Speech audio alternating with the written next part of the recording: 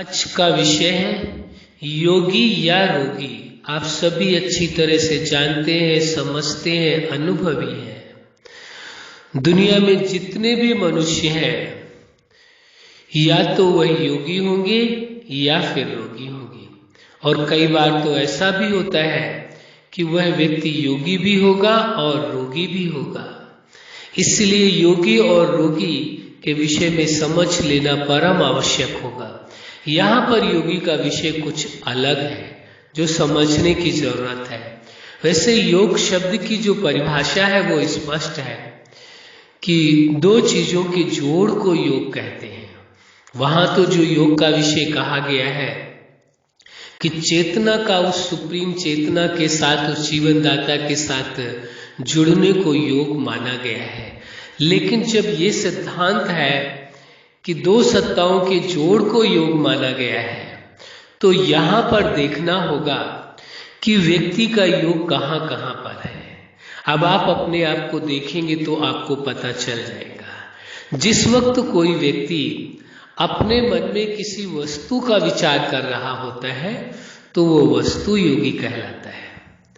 और यदि वही व्यक्ति थोड़े समय के बाद किसी परिस्थिति का चिंतन कर रहा होता है तो परिस्थिति से चूंकि उसका मन जुड़ गया, इसलिए उसे परिस्थिति योगी या समस्या योगी कहा जाएगा।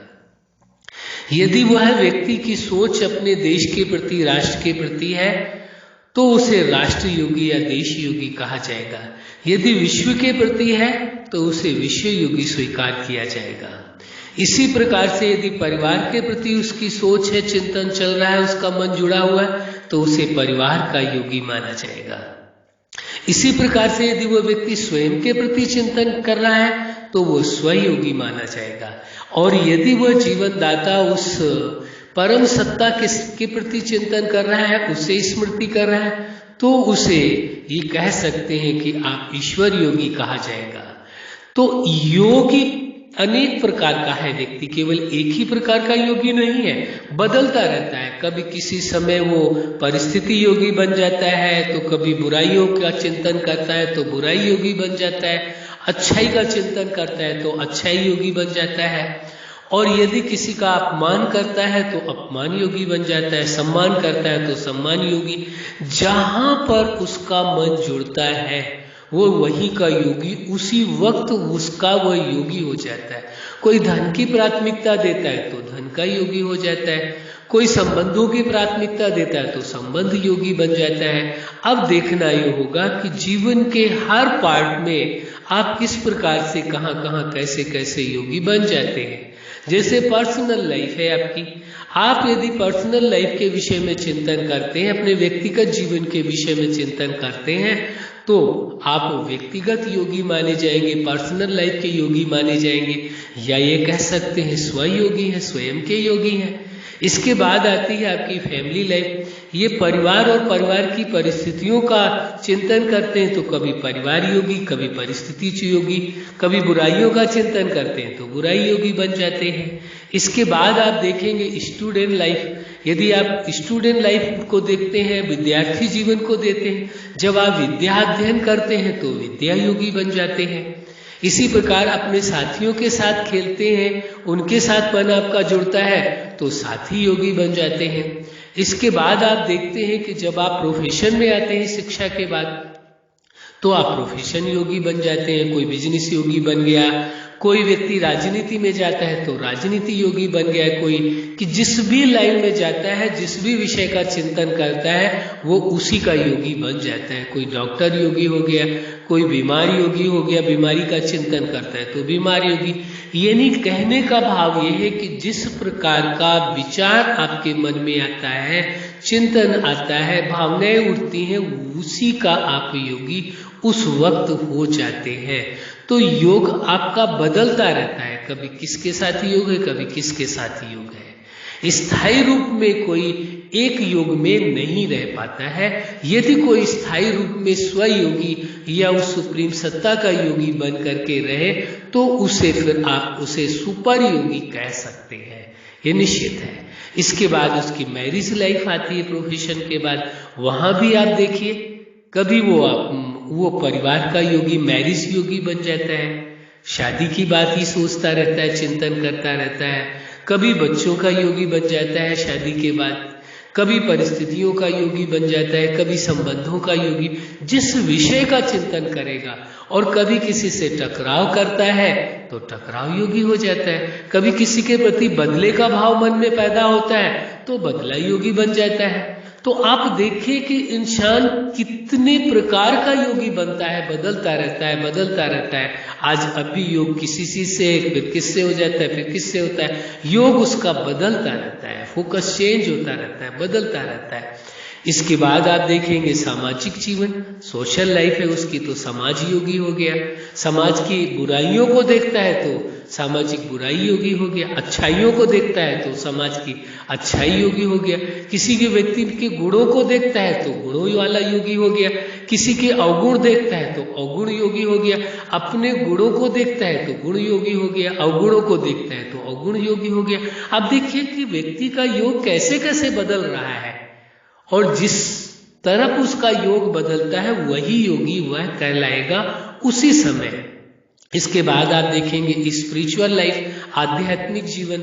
आध्यात्मिक जीवन में देखिए कभी सफलता का योगी बन जाता है, किसी कार्य में उसे सफलता हासिल होती तो सफलता का योगी बन जाता है, उसकी हार होती तो हार योगी हो जाता है, असफलता का योगी हो जाता है। अपने लक्ष्य में सफल होता है तो लक्ष्य योगी कहलाता है, यदि लक्ष्य का केवल चिंतन करता है तो लक्ष्य योगी कहलाता है। किसी की बुराइयां करता है, पर चिंतन करता है तो पर चिंतन योगी हो जाता है। तो आप देखेंगे यदि आध्यात्म के मार्ग पर चल करके स्वयं का चिंतन करता है तो स्व योगी हो जाता है, उस सुप्रीम सत्ता का चिंतन करता है तो सुपर योगी हो जाता है। तो आप देखेंगे योग कैसे कैसे बदलता रहता है। यदि वास्तव में जीवन के हर पार्ट में आप सफल होना चाहते हैं तो आपको ये देखना होगा कि आपके मन का चिंतन, आपकी सोच, आपकी भावनाएं कहाँ जुड़ रही हैं, आप कल्पनाओं में कहाँ जुड़ते हैं, आप उम्मीदें लोगों से लगा करके कहाँ जुड़ते हैं, किन निर्णयों में जुड़ जाते हैं, कहाँ आपका कर्म जुड़ जाता है, ये देखने की आवश्यकता है। जैसे जैसे आप समझने की स्वयं को कोशिश करेंगे तो वास्तविकता का दर्शन आपको होगा, तो आप वास्तविक दर्शन योगी कहलाएंगे। इस सत्य को स्वीकार कर लेना है। यदि आप सत्य को स्वीकार करके चलते हैं तो कौन से योगी हो जाएंगे? सत्यवादी योगी हो जाएंगे। झूठ को स्वीकार करते हैं तो झूठे योगी हो जाएंगे। देखिए योग कैसे कैसे बदलता रहता है, जैसा चिंतन वैसे योगी बन जाते हैं। अब दूसरा विषय इसी में आता है, जैसे योगी या रोगी। अब रोगी आप देखिए, रोगी का मतलब एक शरीर का रोग है।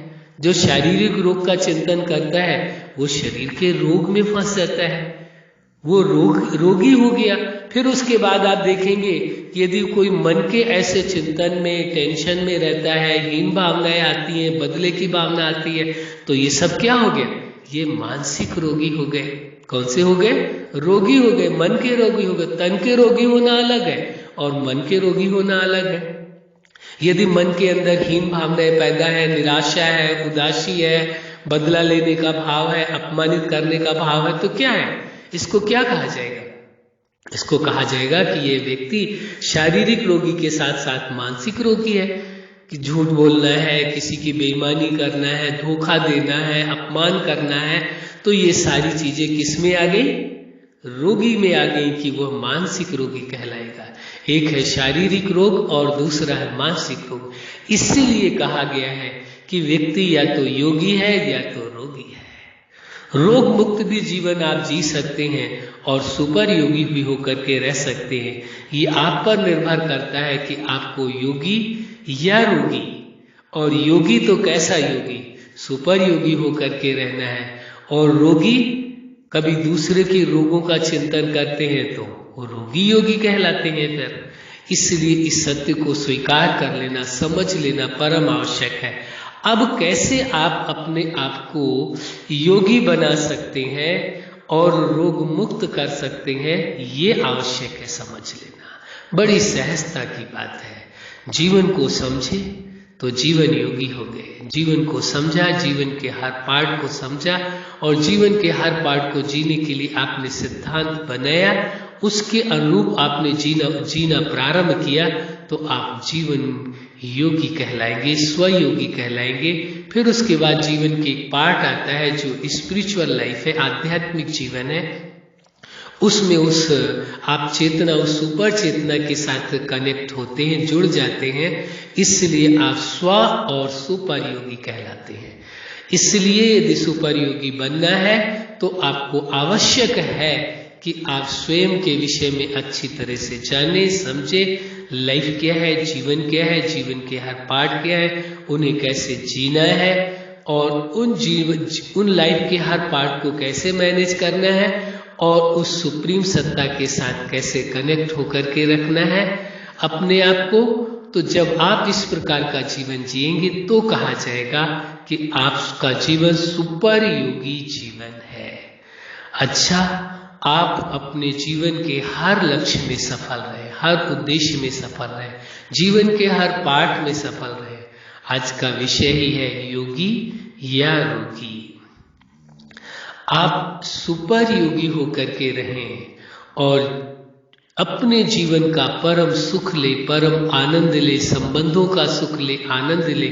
जीवन दाता ने जो कुछ दिया है आपको, जीवन दिया है, संबंध दिया है, प्रकृति दी है और आपके अंदर अपने जैसे गुण पिरोए हैं, इसलिए उन गुणों का सुपर योगी बन करके उस सुपर चेतना के साथ, सुप्रीम चेतना के साथ जुड़ करके परम सुख, परम आनंद का अनुभव करें।